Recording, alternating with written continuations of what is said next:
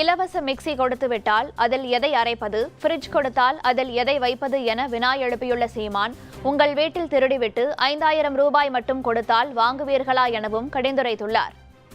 எனக்கு நல்ல படிப்பத்தா, அதுக்கு ஒரு வேலையத்தா, அதுக்கு சம்பளத்தா நான் வாழ்ந்துக்கிறேன் என்று என்னைக்கு கேட்கிறோமோ அன்னைக்கு தான் நாடு உருப்படும். 100 நாள் வேலை சும்மா இரு, 100 நாள் வேலை அங்க என்ன வேலை, உட்கார்ந்துரு, சம்பளம் தரேன். அப்புறம் இலவசம், எது மாவு அரைக்கிற எந்திரம் இலவசம், மசாலா அரைக்கிற எந்திரம் இலவசம், ஃப்ரிட்ஜு இலவசம். சரி, மசாலா அரைக்கிற எந்திரம் வந்துருச்சு, எதை அரைக்கிறது, கிரைண்டர் வந்துருச்சு, எதை ஆட்டுறது, அதில் ஃப்ரிட்ஜு கொடுத்துட்டாரு, கொடுத்துட போறாரு ஐயா எடப்பாடி, எதை அதில் கொண்டு வைக்கிறது, கொடுக்குறவங்க கையை காலை வெட்டி வைக்கிறதா, எதை வைக்கிறது? அறிவு சமூகம் சிந்திக்கணும், கேள்வி எழுப்ப கற்றுக்கணும், யோசிக்கணும்.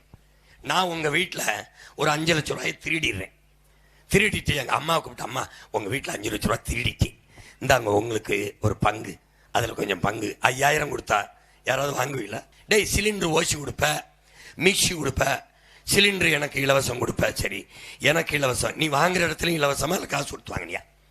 காசு கொடுத்தா வாங்குவேன். அந்த காசை இங்கிருந்து எடுத்த